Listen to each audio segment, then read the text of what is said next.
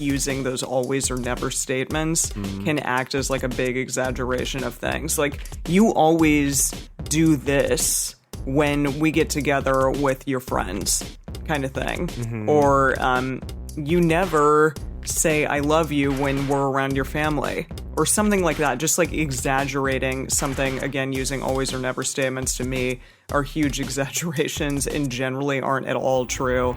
If you're happy with the same old ways of dating, If you enjoy sucking at communication, and you have no desire to improve your romantic life, then our podcast might not be for you. but if you want some out-of-the-box ideas to deepen your current relationships, broaden your sexual horizons, develop a better understanding of yourself, or learn more about non-monogamy, Then you've come to the right place. I'm Jase, I'm Emily. and I'm Dedeker. and this is the Multiamory Podcast. I know I did, forcing me to form myself to fit. On this episode of the Multiamory Podcast, we're talking about how to take the fight out of your fights. Everyone gets into fights or arguments with the people that they're close to, but today we're going to talk about the difference between fighting fair and fighting dirty, as well as some proactive steps you can take to de-dirtify your arguments. Yeah, get that dirt out of here. Wow. Clean Yeah, that just scrub it shit out. up. Scrub it Yeah, good. scrub it all up and down. I mean, honestly, though, we've all fought dirty, haven't we? I mean, Oh, I know I yes. have. Yeah. I definitely have a long track record of fighting dirty. I still do sometimes. I think that I feel very fortunate in being regularly on a podcast where I talk about like communication tools every week, as well as like helping people to, like working with clients to de-dirtify their communication, that it at least helps me to catch myself, I think, a little bit faster when I know I'm slipping into some bullshit, essentially. But Honestly, I'm really glad to hear that, like, you do that sometimes too. That, like, you're not completely perfect when it comes to your relationship conflicts. Emily, are you kidding me? Have you not talked to Jase? I thought for sure Jase would be the first person to throw me under the bus of not being No. perfect. He is incredibly kind and giving, and not, like, he's not gonna, like, throw you under the bus. No. Oh, that's nice. He's not like that. Yeah. Maybe a No, small the only- bus. Oh, just a small bus. Yeah. The only very time light when bus. I've ever seen you fight dirty is during our radars, during our scrums, our Or like work, our- Our work professional scrums. scrums. Between Yeah. the three of us. Yeah. Yeah. Sometimes I fight dirtier in those than I do in like my personal relationship sometimes, which is weird. Yeah. Yeah. Now, I will say, though, over the past, I guess, almost 6 years, Dedeker, like, it's definitely changed. Like, I think for both of us, that's good. our Yeah, ways definitely for of both of us, addressing yeah. It's conflicts gotten is better. Oh, That's yeah, good. is much less on just sort of like winning at any cost, which is kind of what I think a lot of us are taught fighting is and how it should be. And, you just want to be the one who's winning, to a much more constructive sort of thing, which I think has grown out of other stuff we talk about on the show, like radar or nonviolent communication or kind of other tools to help kind of even prevent some of those, or at least give a better space for having them. So I've definitely, I was thinking about that actually just the other day, of just like how night and day different that is from a few years ago when we would be upset or fighting about something. Yeah, definitely. That's really great. So I want to give a little shout out, call back to our episode 151, conflict crash course. Almost 60 episodes ago. Yeah, That is almost amazing. 60 years ago. Actually, it was December 2017, if you want to go back and check. Anyway, I think that was the first time that we covered specifically this topic head on, of like finding essentially rules of fair engagement or some best practices for kind of setting yourself up for your fights or arguments to be more productive. And what we covered in that particular episode, we started out from a place of like 3 base assumptions, and I want to cover those again before we dig into our topic today. And our first base assumption that we're going to carry with us today is that conflict, disagreements, fights are inevitable in any human relationship. There are very few relationships you'll experience in your life, whether it's a family, friend, romantic, sexual relationship, that are totally... Coworker. Yeah. coworker relationship, it's very rare that you'll have a relationship that's totally conflict free, proud to be, and that's okay. Yeah. And then kind of going along with that is that if conflict is present, it doesn't mean that the relationship is necessarily unhealthy. Meaning, if you disagree on stuff, if you don't have exactly the same brain as each other, that's natural and that's Which okay. you probably won't. And that if you disagree, it doesn't mean that there's anything wrong with that relationship. Yeah. And then finally, conflict can be a really great opportunity for personal growth and also the growth of the relationship specifically.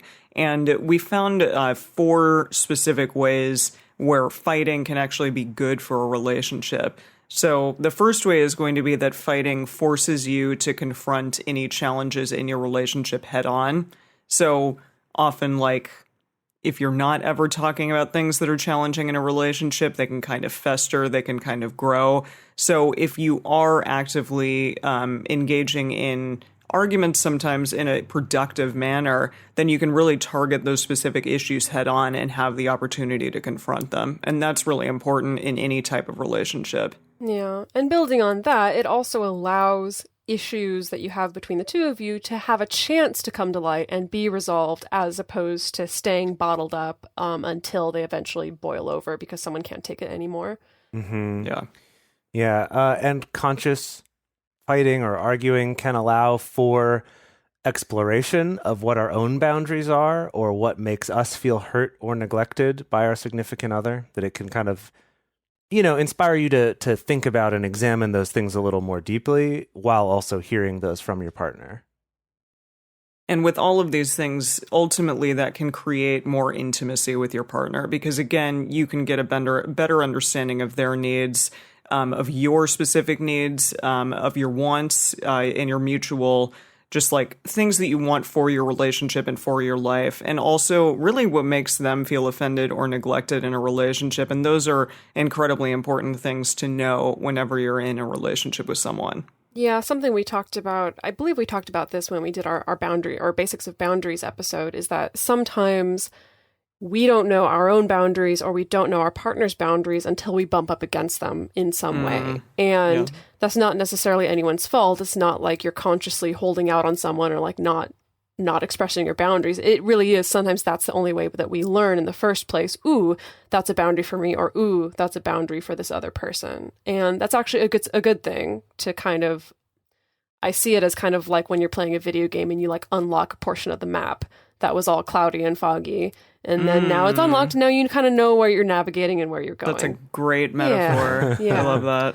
Now, however, all of these things, kind of coming in with these assumptions and acknowledging all the good things that conflict and arguments and fighting can produce in a relationship, that's all predicated on the fighting and the arguing itself being based on a foundation of fair play, or some people call them, rules of fair engagement, basically on a foundation of the communication being good and the fighting itself being productive. Like fights that are unproductive or that are just hurting the other person or that are stirring up a bunch of negative emotions all the time without resolution, that kind of conflict is not the thing that is going to be moving the relationship forward and generating intimacy and things like that. So I think that was kind of what we wanted to dig into in this episode, is finding the distinction between what is the conflict that is productive versus what is the conflict that is unproductive or fucking dirty.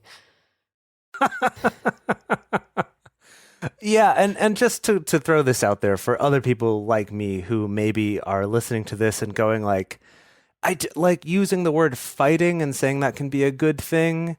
Like that's like I agree with you, listeners. I guess it out does there. have like a negative connotation. Like I wouldn't use the word fighting for any of this, but more like you could say arguing or some kind of conflict, disagreeing, that can be productive. And so I just wanted to kind of throw that out there in case there's anyone who's frustrated by using the word fighting.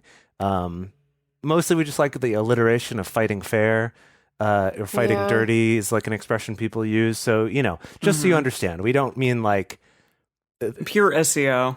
Yeah, it's pure SEO. So don't worry about it too much. But it does remind me, you kind of making that little aside. I just downloaded on my Kindle Thich Nhat Hanh, who is he's a well-known Buddhist author and writer and figure, he put out this series of books that are like how to love, how to walk, how to eat. And it's all about like mindfulness and meditation and stuff like that. But the one that I downloaded was how to fight. And it's the same thing. It's like, obviously Thich Nhat Hanh, coming from his, Zen Buddhist background, is not teaching us about like how to punch each other either verbally or physically or things like that. But it is about these kind of things, about like coming up against conflict and disagreement and finding a way for it to be both mindful and compassionate and as fair as possible. Nice. Yeah. Nice. I'd also highly recommend that book because it's only like $6 or something right now. Oh, sweet. Downloading it right now. Okay, great. Okay. So that being said, let's talk about what fighting dirty actually looks like. And because I think it is really important to talk about the negative things, because sometimes we don't realize, sometimes if some of these behaviors come from like our family of origin, we can not even be aware that we're doing them, or not even be aware that these are not productive things. It's just like, this is what we saw, and so this is what you go to in an argument. Yeah, like I know a lot of people will, they'll argue a lot, say, in their relationship, and they'll defend it by being like, oh yeah, that's what good relationships are like, or that's what my parents always did, and like that makes us more intimate, it makes us better, right? They say those things like we were just talking about earlier. And kind of the question I always have is like, is it though? Like, it depends what that fighting looks like, what that arguing looks like. And sometimes I think if we don't know what bad, problematic, potentially toxic fighting looks like, we might not even recognize it if we're doing it, or even doing parts of it. It's not like a binary, like you're either it's a toxic very intimate thing or constructive. You could be somewhere in between, but kind of learning what are the things that are going to be a problem. Right. So we came up with 3 broad categories that like fighting dirty or toxically or non-productively kind of falls into. And so I'm just going to review those really quick before we dive into the specifics. So the first category is that fighting dirty is unclear and distracted. The second is that it is aggressive. And the third is that it's disempowered, static, and reactive. But let's dive into the first one here. Yeah, so unclear and distracted is the first one. And this is an interesting way in which to put it. But I think, like, if you come into an argument without really knowing what you are looking for, if you, like, want something from your partner, but you really don't know what that is, I think that it can lead to an unclear or a distracted fight occurring. So an example of that is being really unspecific or vague about what you're asking for, not being direct about, like, hey, this is the thing that I felt didn't go well in this interaction, or I felt, triggered by X word that you said to me, or something along those manners. If it becomes like really unspecific or vague, if it's like talking about maybe just your emotion rather than in kind of like a broad sense rather than like a specific thing that occurred, then that can be a challenging way in which to like hear, from your partner that you have an issue, because they're not going to really know how to address that head on. Right. Like an example would be what? Something like, you're always disrespecting me. It's kind of this vague statement, right? It's the other day you were being really disrespectful or something like that. Even instead of being like, hey, like I felt hurt when you mentioned my mother, did this thing the other week when we were together. I don't know. Like, instead of being super specific about it, you just kind of like throw out an always or never statement regarding like how your partner is in general. Yeah, I think I've also been on the receiving end. I'm trying to remember of a partner, just being like, I just feel like you're like you've just been acting weird lately. Yeah, and like that's or, it. Like just you like seem you've been acting angry all lately. the time, or you're like pulling away from me. I know it's all like vague comments. It's like, okay, I have no idea what that means, what I was doing. Like, can we take a step back and kind of address like specifics here? And if you're not able to give those specifics, then it becomes not very productive. Yeah, it's kind of it's like fighting with an amoeba, sort of. I guess is the image that came to mind for me. Now. With a ditto, yeah. That's like the best Yeah, metaphor that I had in my head, the Pokemon Ditto.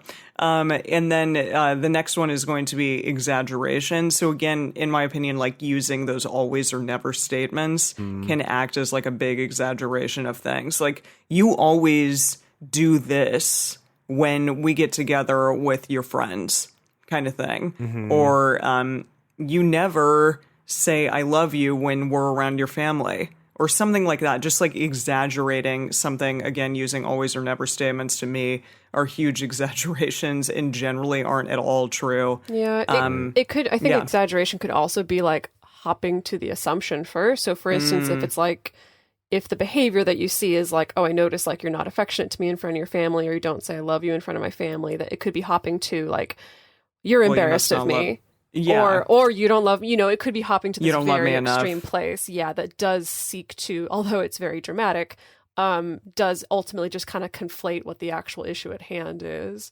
Totally. Or like it's seeking to get, I don't know, a rise out of your partner, or hopefully, or probably them saying like, no, of course I love you. But instead you're like putting it in this kind of dirty, mean way. Exaggerated manner. So yeah, those are two unclear and distracted fighting dirty methods. Yeah, the next two are kind of related to each other. They're sort of two sides of the same coin, let's say. And this first one is not sticking to a particular topic and instead kind of combining things. It's like, we started this fight because I was upset at you for not putting your dishes away after you had a snack. And then I came and had to clean them up later. And then as we're arguing about that, then I'm suddenly arguing about you coming home late the other night and not texting me first. And then it morphs into me being upset about the fact that you were late wishing me a happy birthday. Or, right, like you're just months ago. Yeah. Right, where you just kind of intertwine and intermix all of these different things rather than staying focused. Right, or trying to kind of find like what's the common thread here, right? It's like, I'm feeling upset, so I'm just going to reach out for like whatever memory I can grab. And then the other side of that is switch tracking, or nickelbacking, as we like to call it. Oh my God. We did this. This was in the Communication Hacks Booster Pack episode from a little while ago. I forget which number right now.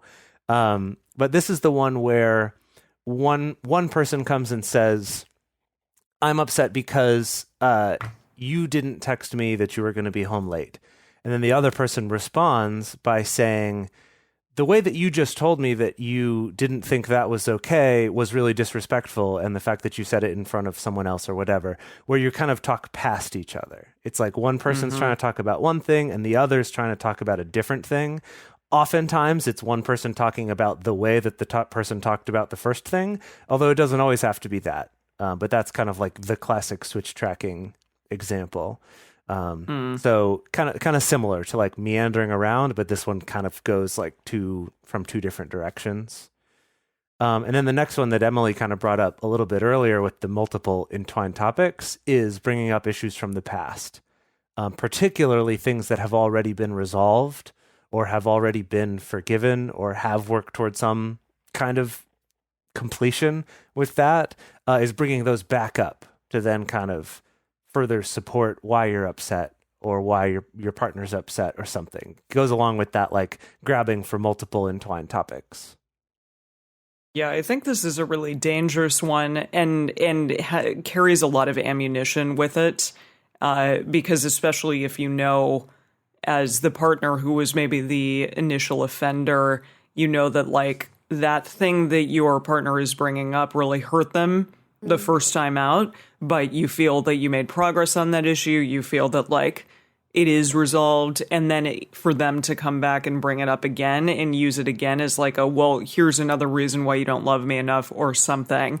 That can be a really fighting dirty tactic, in my opinion, and be a really challenging place to go. So again, I'll bring this up, and it's not always to be used, but I did have a relationship therapist tell me once, like, if it hasn't happened within the last 2 weeks, don't bring it up. Like, try to not go back to, like, past infractions that are more than 2 weeks old. Like, let bygones be bygones in those situations, especially if you have already resolved those issues. Yeah, I like The that reason- better, is like the idea of like, is it resolved versus, you know, if something happened 2 weeks ago you haven't talked about yet, that's one thing. Sure. Right? That's yeah, not, but if then- it's resolved. Yeah, that's not fair to be If like, it's you can't bring that a up. year or years old, though, Right. if it's a year or Right. years old, then there's Yeah. like it's going to be okay.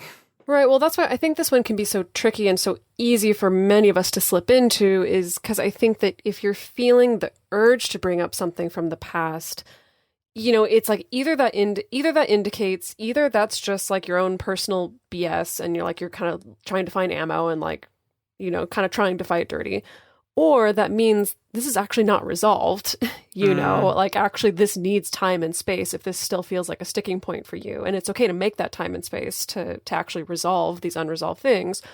Or it's an indicator that there's something systemic going on that is not okay. Like maybe it's an abuse situation, you know, and I think that's why like it's so easy for us to fall into that. Mm-hmm. Yeah. Yeah. Absolutely. Yeah. Mhm. So moving on to the next category, which is fighting dirty is aggressive. And we're going to go through these. I think unintentionally we kind of ordered these from like most extreme to least extreme or less extreme.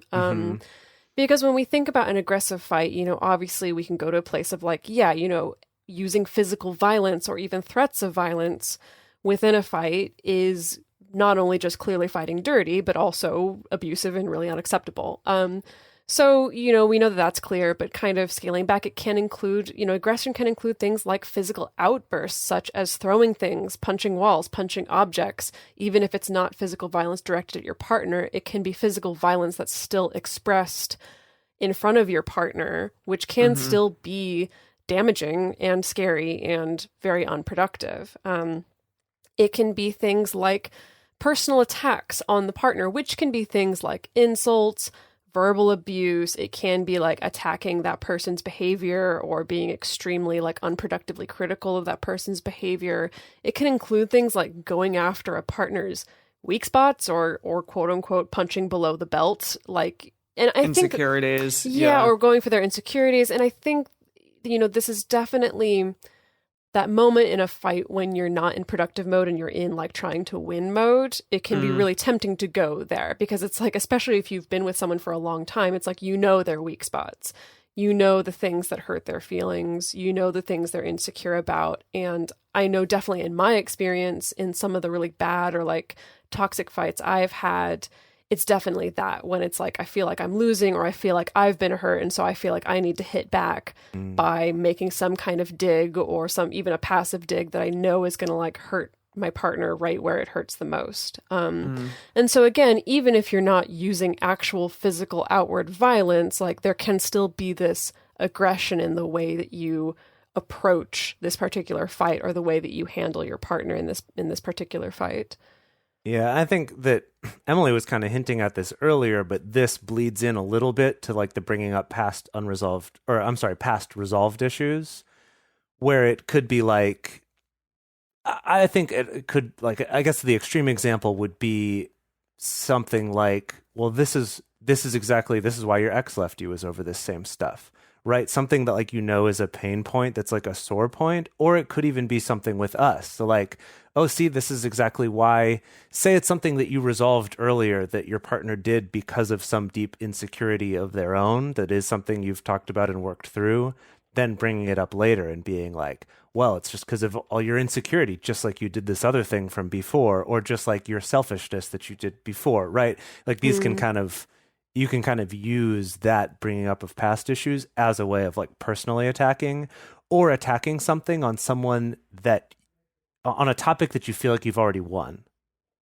You know what I mean? Interesting. Like you've had that conversation and maybe they did admit, yes, I was wrong. I did something shitty and I'm going to work to repair that, right? You've already resolved that. It's like going back to that one because you know they've already lost. And so you can keep winning that one when you're afraid you're not going to win the current one. Right. Yeah. Jeez. Yeah, that's tough. Again, on the aggressive side, yelling or screaming or even raising your voice, that can be really powerful and really hard to be on the receiving end of.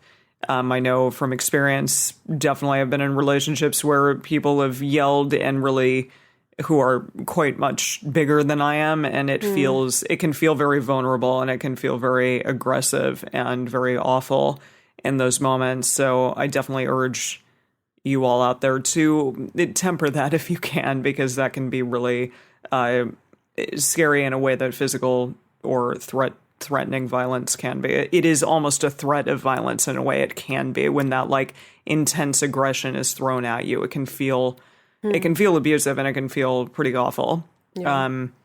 And then also, this is a little bit less on the scale of aggression, but just even initiating an argument or a fighting at a really unproductive time when like your partner is clearly tired, when they're busy, when you're in public maybe, or just ambushing your partner out of the blue when they're in the middle of something, maybe when they're at work, or just even when they've directly gotten home from work and they clearly are tired from a long day, or just kind of like aggressively. About to leave for work, about to leave for something really important, and it's like, well, we really need to talk about this thing right now. Like, do you actually? I don't know that you do. Yeah, I've been on both sides of this one really badly. Me too. Sure. And the yelling, like raising my voice, or a partner raising their voice, or like with my roommate, both of us raise our voices sometimes when we're arguing, and it's like even if it's a situation where it's not even like Emily described, where there's like a physical power imbalance and a fear there, like even that, it's still not productive. Like that's not making that argument go any better. That's not letting us resolve that, even if we are equally matched. And I feel like sometimes people will use that to defend it. It's like, oh, we both yell at each other. But it's right. It's not ideal. Yeah. It's not ideal. Yeah.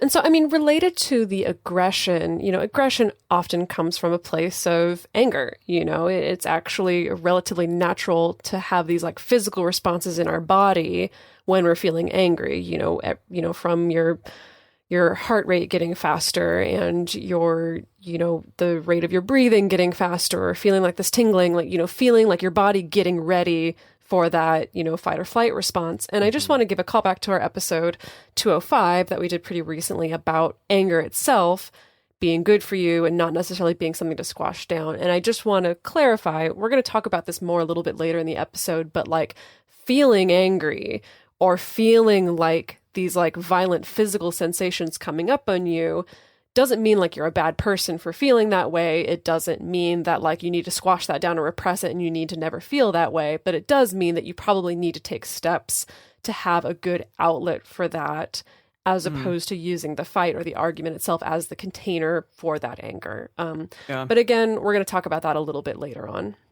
Yeah. So our third category here for what fighting dirty looks like is that it's disempowered, it's static, and it's reactive. So I feel like that one's a little bit hard to parse just from the title of it. So let's look at some specific examples. So the first of these is ignoring or procrastinating on dealing with problems, or refusing to discuss them. Just being like, no, I can't talk about that now. And kind of over and over and over again, just not being willing to talk about the thing. It's that very sort of static, like, no, we're just going to keep things how they are because I'm not willing to discuss it. Or like Dedeker was talking about just now with anger, is bottling up or refusing to share your true feelings.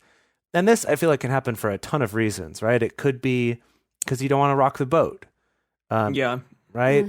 It could be that, well, I was upset about this thing at a time when I couldn't bring it up, but now things are okay, and so I don't want to bring it up now and make the good times bad, so I'm just not going to. And it might not even be that, like, step-by-step thought out, but I've very much done this one, where I just won't bring stuff up at a time when we are calm, because I want to just enjoy the good time that we're having. And so instead that will bottle it up, and it'll get to a point where then I'll bring it up at a not as productive time to talk about it when I'm in the moment upset about it. Right. Yeah. And then the other one is to just sort of drag out a fight rather than reaching actionable solutions. So very reactive. It's like we're just reacting to being upset. We're being upset, and then kind of run out of Going energy. round and around and around in circles. Until we run out of energy, and then it stops until the next time we fight again. Right. Yeah, this is the kind of thing where it's kind of this tricky version of static in a fight where it can feel like the fight's ongoing, especially if you're dragging it out, especially if it's like, you know, you start the fight, someone has to leave for work, you continue the fight via text. Maybe you throw in some like silent treatment in between and then continue the fight via text later, and then like the person comes home and maybe we go to bed and don't talk to each other, and then the next morning we have the fight again, and it can feel like the fight's still going on in the timeline, but it's not going anywhere. So it's still actually static. Like we're not moving toward actionable resolutions. We're not moving toward trying to collaborate on this. It's just kind of like dragging out us, maybe like venting our negative feelings, or just trying to hurt each other, or trying to withdraw from each other. And so it is kind of this weird thing where it's like in the moment it can feel like progress is being made, but actually it's kind of more of a like spinning the wheels, like just staying in one spot. Yeah, absolutely. And to go along with that, just as you said, silent treatment or stonewalling, which is one of the Gottman Institute's 4 horsemen of the apocalypse, very important. It was stonewalling, just so those of you know what it is, it's really like withdrawing or closing off from your partner, just kind of shutting down from them. And it really can cause an argument or just anything in general to go nowhere. Because if you can't have a mutual understanding between two people, then you're not going to move forward and progress in the potential argument that you're having. So this is a really important one and a really challenging one to combat if you come up against it. I feel like there are some very sneaky ways that this one can show up. Because I feel like for a lot of people, like the silent treatment, maybe we do it sometimes. But it's usually for like little bits of time. Like a moment. It's like a moment. 10 minutes. And I think we kind of know that we're being a little bit childish by doing it because it is kind of a thing we're aware of, right? Like the cold shoulder or the silent treatment. But there's kind of more subtle ways of stonewalling, which is kind of pretending to be coming from a place of being very emotionally intelligent or emotionally understanding, of saying like, well, these are just my feelings and you can't argue with my feelings. What they're saying is, I'm not willing to have this conversation. I'm right. I won't accept any conversation about it. And it's this tricky thing because there are times when just being really honest about like, these are my feelings and those, you can't just talk those away, is true and is a valid thing to do. But there are other times where you can use that exact same description as a way of stonewalling and of just being like, nope, you have to agree with me or nothing.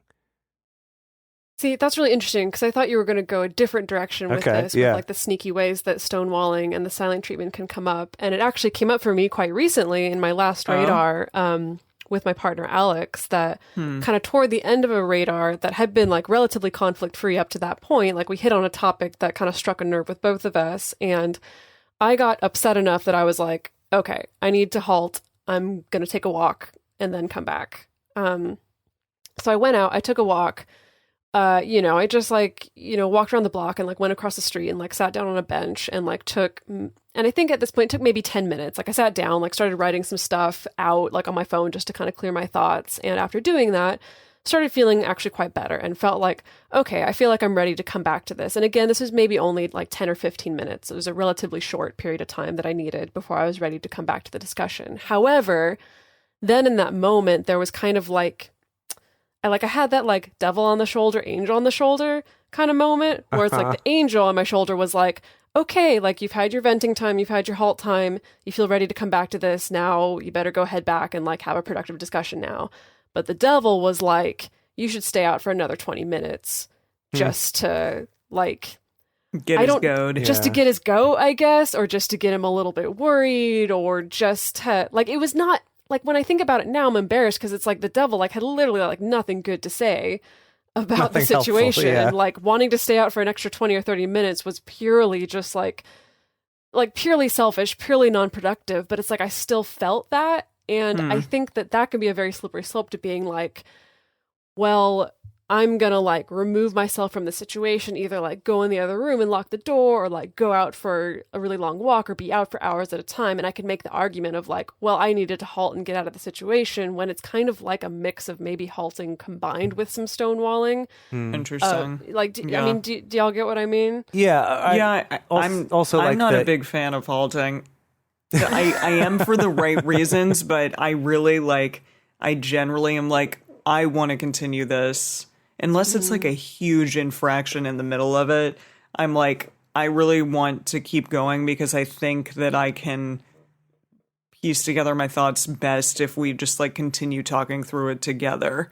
Well, maybe it's a spiritual thing, because I know for me, in that particular argument, maybe, like what maybe. really caught me is like I felt my anger coming up, and I was like, I know if I just sit here and power through this, I'm gonna say something really not nice, and it's And gonna maybe that's it. See, because my chewer partner halts like all the time, a lot, just a Maybe, lot more yeah. than me at the very least, and so.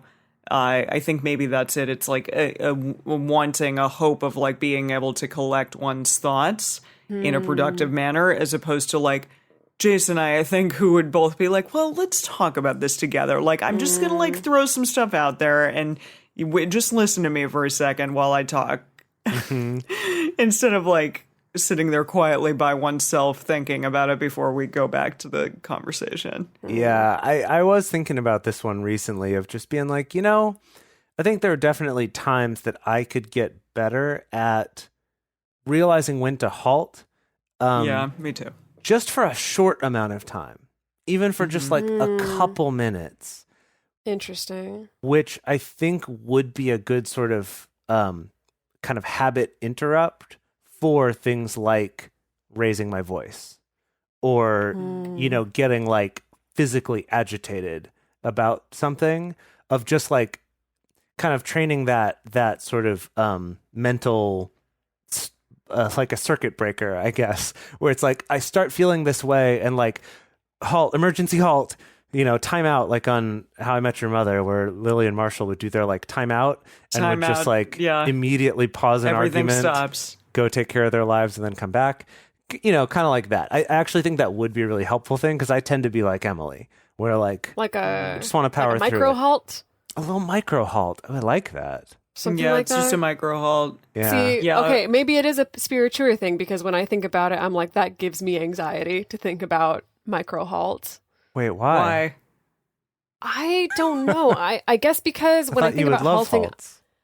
no, I love halts. I do. Trust me, I do. But I think I'm I don't know. Maybe I just need to experiment with it and try it. Jase, we can try See, it. Okay. Well, Yeah, try like- it. Yeah. Like a speed halt.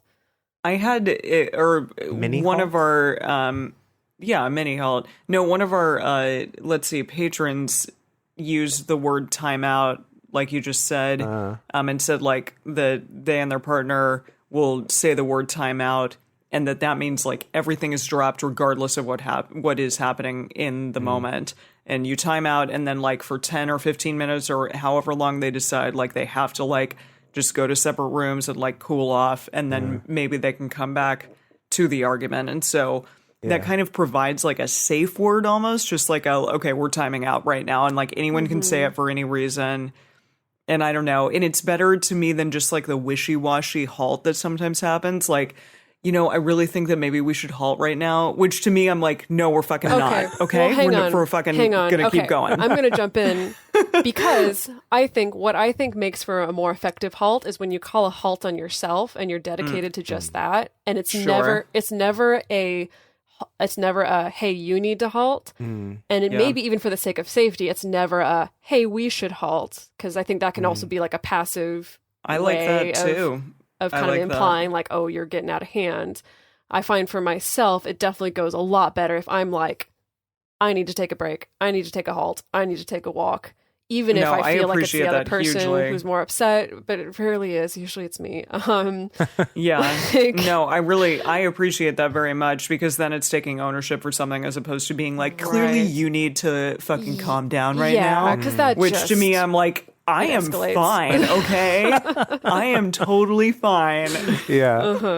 Yeah. Okay, it all comes Yeah. out. Anyways, we have one more in this disempowering and static section, which is like what we were just saying, only blaming or not taking responsibility and owning your own shit, which I think is huge and happens a lot in arguments. It is like, let's deflect, and we're throwing everything at your partner and saying like, well, you're doing this and you're doing that and you're not, showing me enough respect, whatever. I don't Or feel I safe only in this acted this way relationship. because you did this thing. Sure. that's Yeah, good.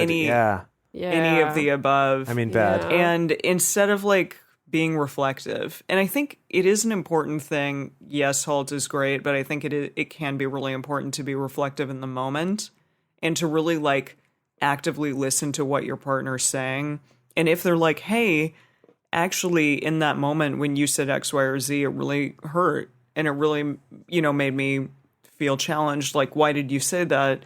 Can we maybe examine that for a minute? And to be able to say like, hey, shit, why did I say that? Like, that was kind of uncool. Instead of just being like, well, obviously it was something you did that made me do that. So the interesting thing is when we were writing this episode, I considered putting the blaming and not taking responsibility under a different category. But then when I thought about it, like, I feel like that impulse to only blame on either your partner or some kind of external factor, I feel like that actually comes from a very disempowered place. I know the times that I've felt it's easier for me to be able to own up in an argument and be like, you know what, you're right. I shouldn't have said that, or I shouldn't have done that. I'm sorry that I said that. Like if I'm feeling disempowered, it's a lot harder for me to do that versus like if I feel more empowered and I feel like, me coming clean or me taking responsibility is going to empower the situation and allow it to move forward, then for me, I find it a lot easier. It doesn't mean that it feels like good, it's definitely humbling. But I don't know. I get this is just kind of like a subtle nuance thing that I feel like I'm starting to learn, at least about my own behavior, is that if I'm feeling like disempowered, then it's definitely a lot easier to go to a place of like, I need to try to win, or I need to try to save face, or I need to try to make sure that like you feel worse about this than I do. Interesting. Yeah. And when we were reading about this, one of the things that came up that really, I was just like, shit, you're right, was this idea of a sign that you're fighting in a dirty way is if your objective is ever to win. And I was just like, oh, fuck. Like, that's just sort of the truth in that. And when I looked at this list as we were going through it, I'm like, so much of this comes from a desire to win. And that that's how we end up resorting to some of these tactics without even being aware that we're doing these shitty things, because it's just coming from a place of wanting to win. And that's something that we see it all around us, like this glorification of winning, or the idea that like an argument has a winner and that winning's a good thing. And that, the reality of it is that arguments that do end with a winner, even if that's you, ultimately is going to hurt that relationship more than... Well, and it's also going to have a loser, and that's... Right. And if that's your partner, that's shitty. Yeah. Well, and that's the thing, is that that's going to weaken and harm your relationship in a way that's eventually going to make you both lose. So, like, really, like, winning isn't even winning. It's not even just like, oh, winning sucks because it's good for the winner and bad for the loser. It's like, no, it's actually bad for both of you. It just feels good for the winner at that moment. So that when I read that, I was just like, yes, there's something to this of like checking in with myself of like, am I trying to win right now? Like, am I concerned about winning right now versus am I concerned with a positive outcome or getting this thing resolved or finding a way for us to move forward and find a solution to this? Which is a good segue into our second half here. So let's talk about what fighting fair actually looks like. What are the, more positive, more healthy, more productive rules of engagement? What are going to be the things that need to be in place in order for an argument to still be productive? And it doesn't mean that like if these things are in place that the argument's going to automatically just like feel great and it's going to be all like rainbows and butterflies. It'll probably still have uncomfortable emotions come up, but ideally taking on a sense of fighting fair rather than fighting dirty is going to lead you to a more productive place, which means productive resolutions, which means less fights in the future, usually is kind of the way these things worked out. Right. So kind of to counterbalance our 3 categories of fighting dirty, we also have 3 categories that all the behaviors surrounding fighting fair tend to fall into. And so those 3 are being clear and focused instead of unclear and distracted. The second one is being compassionate instead of being aggressive. And the third is being empowered, actionable, proactive instead of disempowered, static, and reactive. So let's dive into our first category. Yeah, so that clear and focused category instead of the unclear and distracted. So again, in this category, you want to stay focused on one issue at a time and don't be vague about it. So again, really try to be very specific to something and say like, hey, this was challenging for me when you said X, or this made me feel X when you said Y. Anything along those lines. Just really be specific in it and trying really hard not to be vague, because that's not going to be helpful to anyone. And then again, stick to the truth. Don't exaggerate. Don't generalize. Don't say always or never. Just be like, again, hey, this is the thing that I perceived happening. This is how it made me feel. Can we talk about that? Something along those lines. Yeah. And then going along with that, like the examples Emily was giving, is to speak for yourself instead of speaking for your partner. Instead of saying something like, you disrespected me when you said this, it's saying, hey, I felt disrespected when this thing happened. It seems like such a subtle difference, but it makes that... It's huge, though. It's so huge to say the I statements versus you statements. Because then it's at least acknowledging the possibility that that's not what they intended and that you just felt that way. That doesn't mean the solution isn't going to be for them to change the way that they talk or, you know, for both of you to do something, but it's just acknowledging the fact that you're not sort of putting intentions in their brain, like words in their mouth. Words in their mouth. Yeah. You're inceptioning things into their brain. Yeah. Yeah. Well, I mean, I've definitely been in situations, I've been on both ends of a fight going to a place of, like, when you said this or when you did this, you were thinking X, Y, Z, or you must have been, totally. You must have been thinking like, you must have been thinking like, whatever, I don't care about the relationship, or you must have been thinking, and I've also been on the receiving end of that as well. And I think that it's kind of the same. It's like projecting these like intentions and thoughts onto your partner instead of just kind of speaking from your own point of view. Yeah. Yeah. Then the next one is to stick to the present. Stick to what the actual issue is at hand, and don't bring up those issues from the past that have been resolved. We kind of talked about this one quite a bit before. I think you get the idea. Sometimes I feel like we can come up with a lot of ways to justify bringing those things back up, but to really try to stick to the issues right now and kind of, even if it might be tempting to just bring up a thing from the past, to maybe take a moment to go, you know what, I'm not going to go there. Let's try to focus on a solution to what's happening right now. Yeah, because like ultimately, who is it going to help? Right.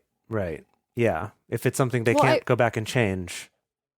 I do just want to throw out there, unless it's like clear that it's like, okay, this thing from the past keeps coming up, so like we need to make time and space to actually resolve that. Like, sure. Because we've seen. But in the if it was group, a single infraction once, right, or something, right? It's these things takes nuance, and it's hard to like paint with a broad brush. Like you should always do this or not do this, and like we've heard of people weaponizing like this whole 2-week rule and making it so that you can't bring up things that you actually still are unresolved and upset that happened more than 2 weeks ago. It's like, use your head, use your heart. And again, if things from the past keep coming up, for me, I'm saying like that's an indicator that something is not resolved, and so actually give it the intentional time and space to resolve it, or don't bring it up if it actually is resolved.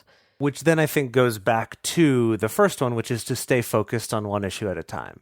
And I think if you are having that realization, that's not an excuse to then just sort of sidetrack the actual conversation, but instead to go, you know what, I'm realizing this is the thing we need to talk about. Let's dedicate a time to that rather than it constantly hijacking other conversations, right?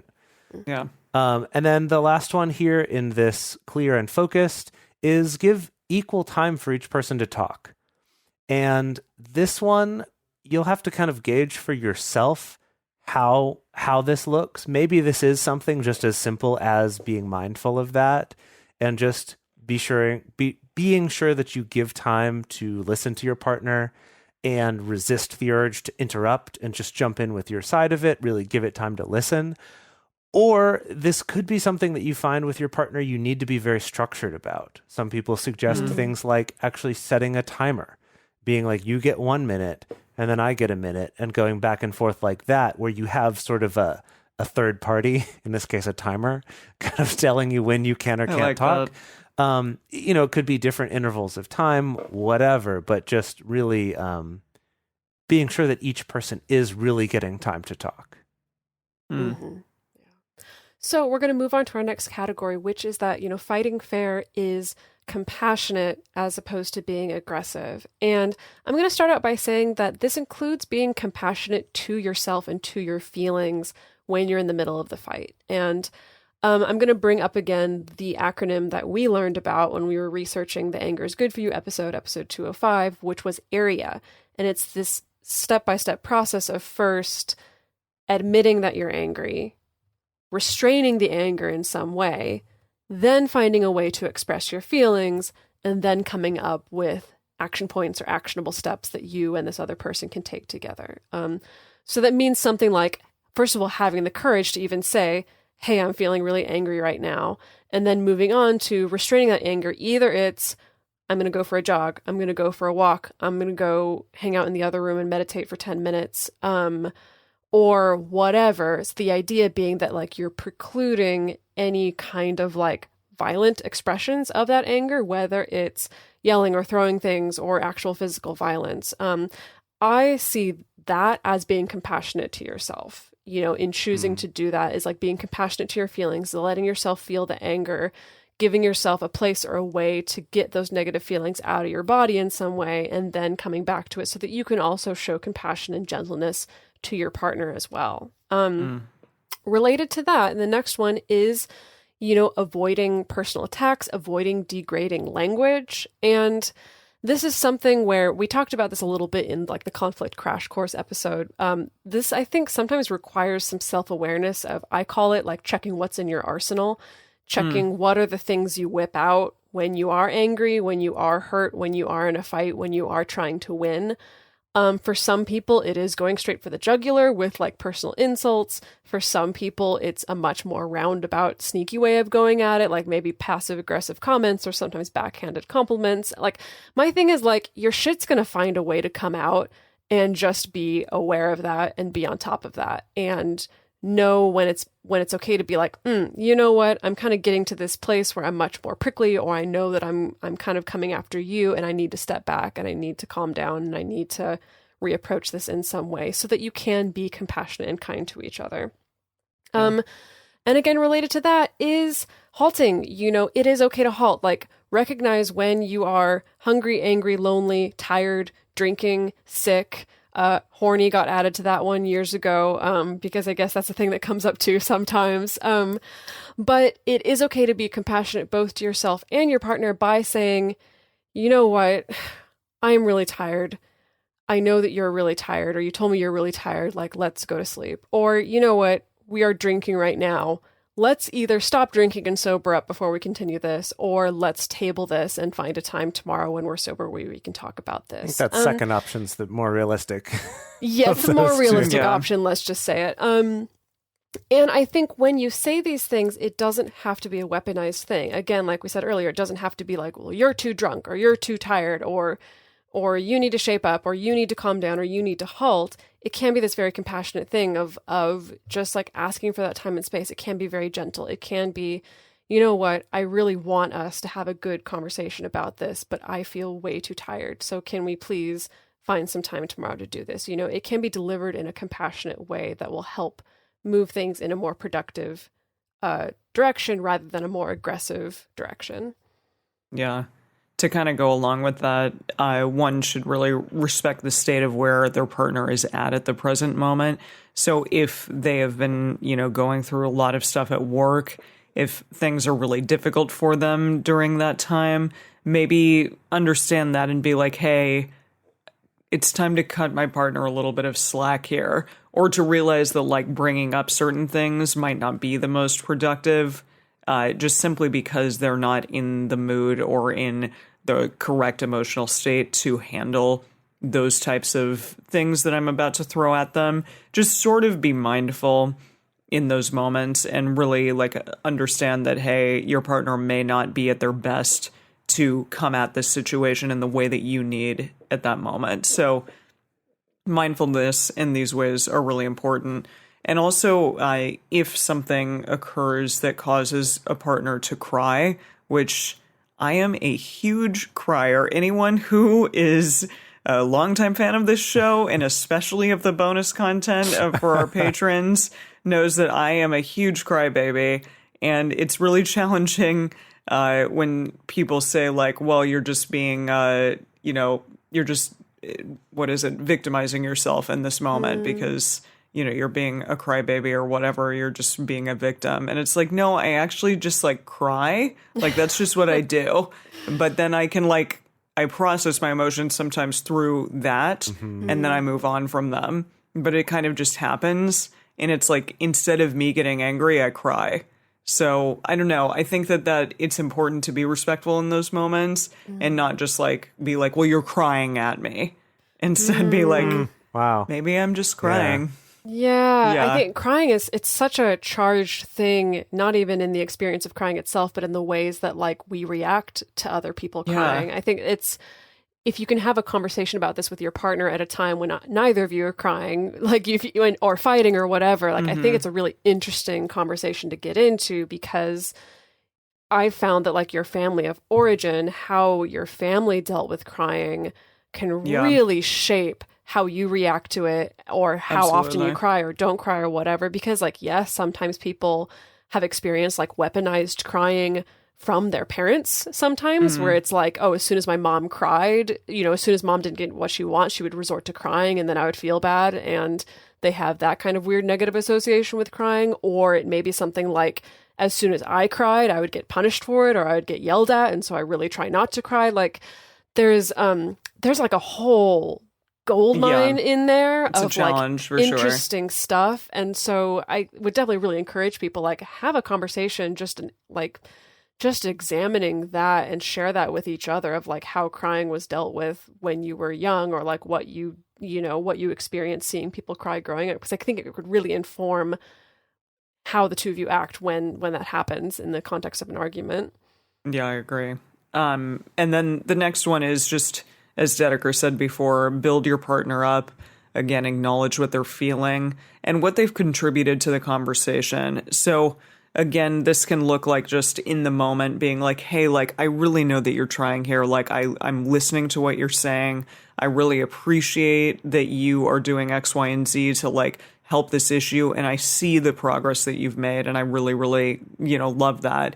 Maybe we can still go a step further by doing whatever, but I do see that you're trying, and I so appreciate that.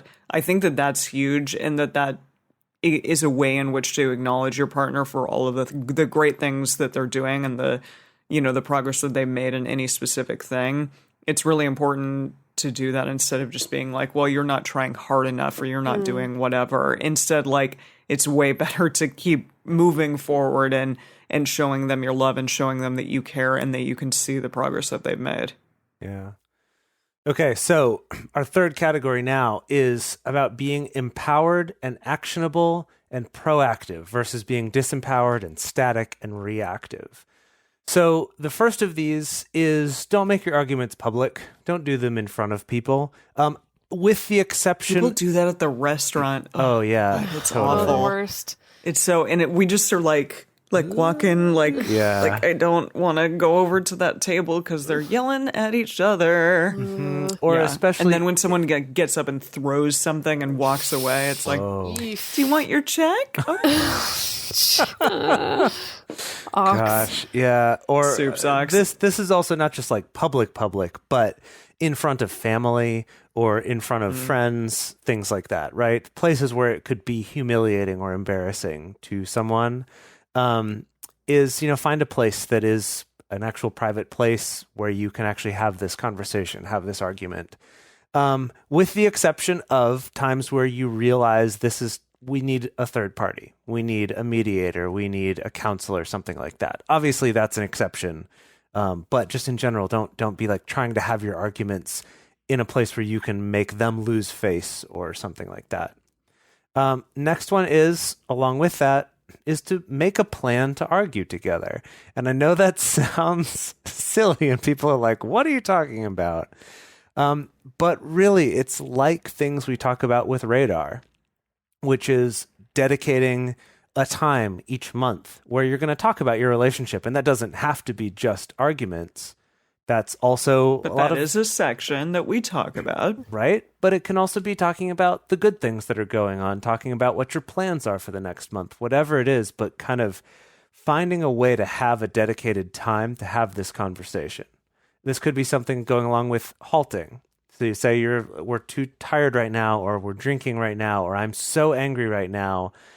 Instead of just saying the vague, we'll talk about this later, which can kind of turn into kind of a stonewalling situation, instead being like, we can't talk about this now. I have some time on Saturday in the middle of the day. We were going to spend some time together anyway. Could we finish talking about this then? Right? It's like actually making a plan so that you can both come to that ready and able to have that conversation, and not as you're trying to head out the door or when you're tired about to go to bed. And then going along with that is, with the exception of taking breaks to halt, is to stick with it to the end.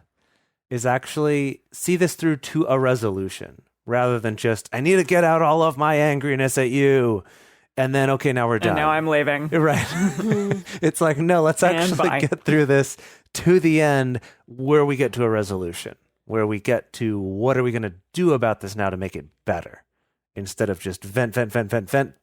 Okay, stop until the next time. Yeah. This next one is, I had a huge epiphany when I read this, but have a goal in mind when you come into an argument, which I think almost none of us do. I don't know. I don't want to say always or never or whatever, but I feel like I really generally don't come into an argument with a specific goal in mind. But I think it's really important to give your partner the benefit of the doubt and expect that they will give you what you need and what you want from that argument, as opposed to being well, this is just going to go shitty again, but I got to bring it up because I'm pissed, that kind of thing. Instead, really be okay, my goal is for my partner to understand me in this moment, or my goal is for the two of us to mutually understand each other better, or for them to understand what is challenging for me, or what is, an insecurity that I have that they continually touch upon, or something like that. And for them to get it, and for them to change that behavior in the future, instead of, just expecting them to continue on in the same way that they have. I think that's, when I read that, I was like, oh God, okay.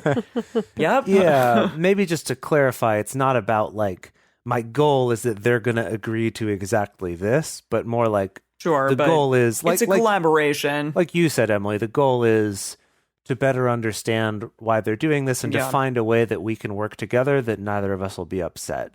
Rather than they will do exactly X, Y, or Z, because then you're getting into the I just need to win, right? No, I mean, sure, yeah, exactly. But just definitely that collaboration goal, I think, is huge. And that hopefully, the thing that I need, which might be challenging, but might be hey, I really need to be better understood by my partner, which I think is generally what most fights are about anyways, that gets resolved. And to go along with our radar, to make action points, to be hey, okay, you feel not good in a certain situation, so actionably, I am going to do these things, these actionable things, in order to make sure that that doesn't happen again. And to kind of make goals in that way, to further your endeavor of like not, triggering your partner in that way or whatever. Well, I think, the idea behind the action points, and I don't think, every fight is not necessarily going to produce action points, because sometimes it's like just by talking about this, we've resolved it and we understand each other and it doesn't feel like there's anything that needs to be put in place.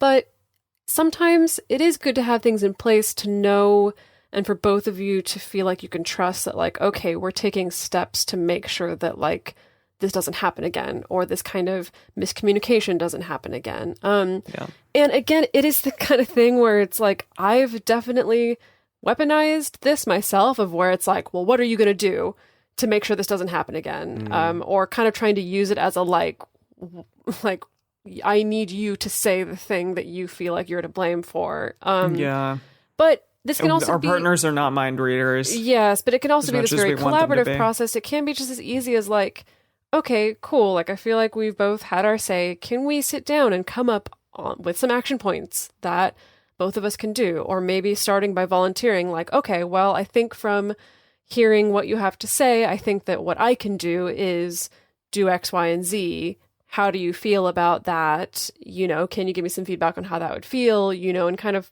starting that collaborative conversation around what are these specific things that we can do. And that is also part of leading to our last point, which is coming to a place of resolution, or coming to a place where you feel like you're able to make up with each other. And now I know sometimes that, like, sometimes you've both vented what it is that you want to vent. You both feel like the other person's heard what you wanted them to hear. Maybe you've come up with some action points of like, okay, well, maybe I'm going to try to do this and you're going to try to do this, but maybe you still feel fucking pissed. I know I definitely am in that place sometimes, where it's like, even though logically I know we've come to a place of resolution, but like my body still has this energy in it, or this tension in it, or this irritation in it. And I know in the past, that's definitely been the thing that encourages me to like just drag out a fight even past the point where it's been resolved, because I just still feel like kind of pissed, even though things have technically been resolved. Which is why it's really important and can be really helpful to have some kind of ritual, some kind of formalized way to reconnect to your partner. And it could be, I don't know, it kind of depends on you and your partner to make this thing up for yourself. It could be, okay, great, let's take 10 minutes in separate rooms and just like take a breather, and then let's come back together and like watch the next episode of our favorite show, or something like that. Or it could be sometimes being like, hey, can we do a quick little appreciation round, where I can express, hey, like, thank you so much, because I really feel like I was heard, and I really appreciate hearing your apology about this thing, or I really appreciate that I still felt safe, or I really appreciate that, like, you didn't raise your voice, and like I could see that you made this effort, like time where you can even appreciate each other, either about things that went down in the discussion itself, or just about other things. It could be just, I really appreciate how attractive your face is, and things like that. But again, just to kind of start to discharge some of that like lingering aggression or like fight energy, and generate kind of more of this like feeling of normalcy and more of this feeling of reconnecting to each other. If you want to go back to episode 186, our episode titled Reconnecting When You Don't Want to, there are definitely some other helpful tactics for employing, being able to reconnect to each other and kind of bring things back to equilibrium, even when you're still kind of on the tail end of a fight. So I hope that you all got something out of that. I know that I did, looking at these lists out there of fighting dirty and fighting fair. And I'm really interested to know those of you out there who have tactics for fighting fair, and those of you also who listen to this episode and realize, like, hey, maybe there are some things that I'm doing that are dirty fighting tactics, and maybe I shouldn't be doing that anymore. I do want to hear about that as well, because the three of us definitely saw that in ourselves, I think, when we researched this episode. So yeah, the best place to share your thoughts with other listeners is on this episode's discussion thread in our private Facebook. You can get access to these groups and join our exclusive community by going to patreon.com/multiamory. In addition, you can share with us publicly on Twitter, Facebook, or Instagram. You can email us at info@multiamory.com, leave us a voicemail at 678-MULTI05, or you can leave us a voice message on Facebook. Multiamory is created and produced by Dedeker Winston, Jase Lindgren, and me, Emily Matlack. Our episodes are edited by Mauricio Balvanera. Our social media wizard is Will McMillan, and our theme song is Forms I Know I Did by Josh and Anand from the Fractal Cave EP. The full transcript is available on this episode's page on multiamory.com.